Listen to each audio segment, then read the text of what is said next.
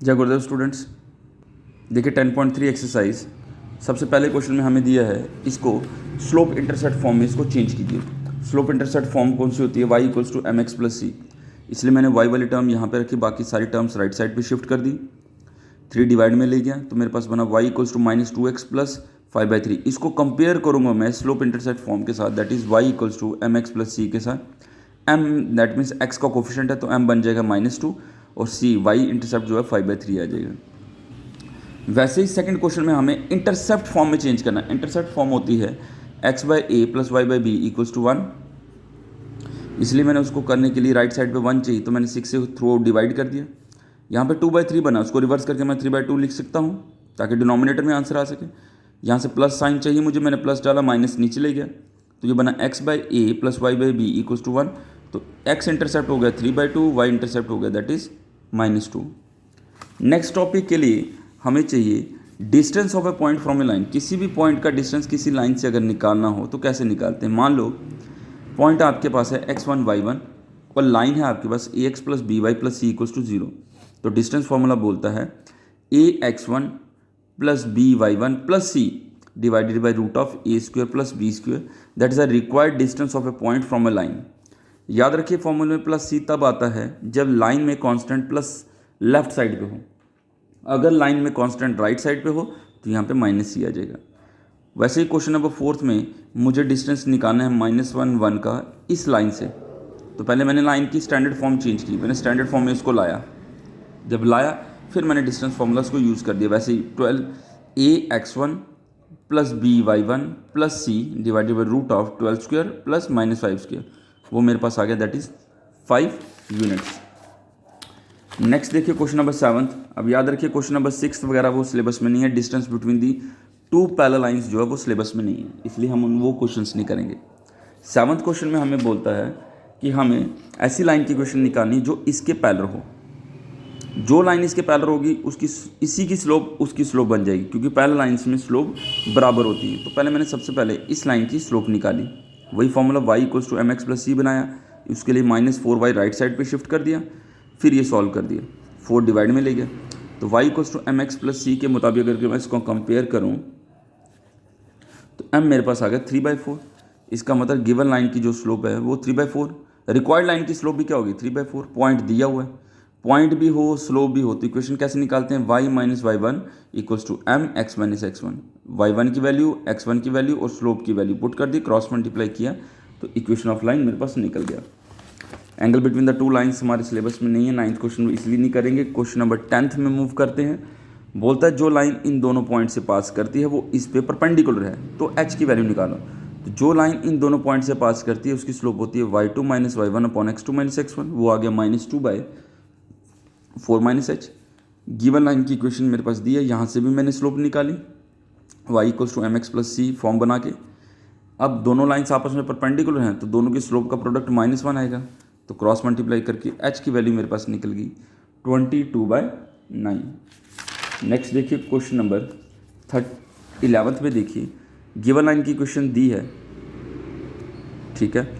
हमें बोलता है जो लाइन इसके पैरेलल है और वो x1 y1 से पास करती है तो उसकी इक्वेशन ये बनती है।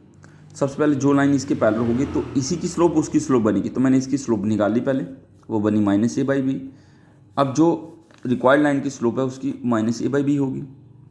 पासिंग पॉइंट भी है, पासिंग पॉइंट दिया हो स्लोप दी हो, तो इक्वेशन कैसे निकालते हैं? y minus y1 equals to M X minus x1, value substitute की, क्रॉस मल्टीप्लाई कर दिए। क्वेश्चन नंबर 13th में बोलता है हमें राइट बाइसेक्टर की इक्वेशन चाहिए। किसकी राइट बाइसेक्टर? जो इन दोनों पॉइंट से पास करता है। तो ये पॉइंट हो गया ए, दूसरे को बी।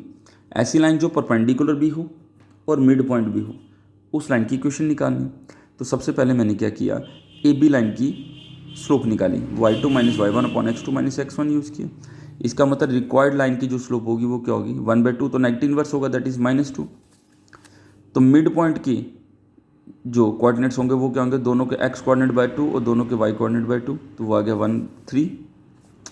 इसके मिड पॉइंट के कोऑर्डिनेट्स दिए हैं, मतलब c के कोऑर्डिनेट्स हैं, इस लाइन की स्लोप है तो इक्वेशन निकल जाएगी इस लाइन की।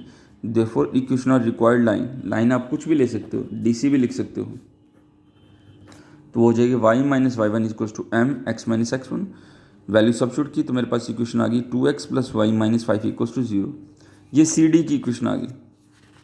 अब हमें नेक्स्ट क्वेश्चन पे देखिए, क्वेश्चन नंबर 15 में बोलता है जो भी ओरिजिन से परपेंडिकुलर ड्रॉप करते हो इस लाइन के ऊपर y equals to M X plus C पे, वो मीट करता है -1 2 पे।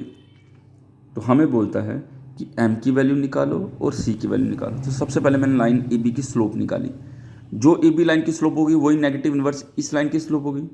ए बी लाइन की स्लोप वही formula y2 minus Y one upon x2 minus x1, वो आ गया -2। तो जो लाइन है हमारे पास y equals to M X plus C, उसकी स्लोप क्या होगी m, इसका negative inverse that is -1 upon -2 that is 1/2। अब ये जो पॉइंट है -1 2 जो है ये इस लाइन पे लाई करता है, y equals to M X plus C पे लाई करता है, तो सेटिस्फाई करेगा। ये x बन जाएगा, ये y बन जाएगा, और m की वैल्यू मेरे पास कितनी है 1/2। सब्स्टिट्यूट करूँगा तो c कितना आ गया दैट इज 5/2। क्वेश्चन नंबर 17 में देखिए, ट्राइंगल ए बी सी दिया है, इनके पॉइंट्स भी दिए हैं, मुझे ए डी परपेंडिकुलर जो है इसकी इक्वेशन भी निकालनी है और इसकी लेंथ भी निकालनी है। सबसे पहले हम बी सी लाइन की स्लोप निकाली। जो बी सी लाइन की स्लोप निकाली वही formula y2 minus Y one upon x2 minus x1, उसी का नेगेटिव इन्वर्स ए डी की स्लोप होगी क्योंकि परपेंडिकुलर लाइन से।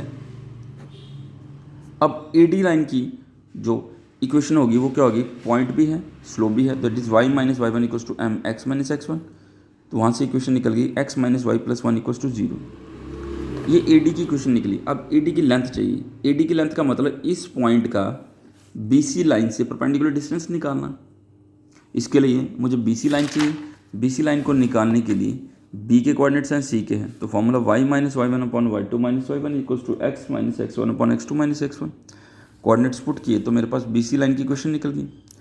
अब मैं ए पॉइंट का डिस्टेंस इस बी सी लाइन से लूँगा तो डिस्टेंस फॉर्मूला यूज़ किया, that is A X one plus B Y one plus C आ गया -3 upon root of 1 square plus 1 square, ये +3 -3 कट गया तो मेरे पास डी आ गया, दैट इज़ √2 यूनिट्स।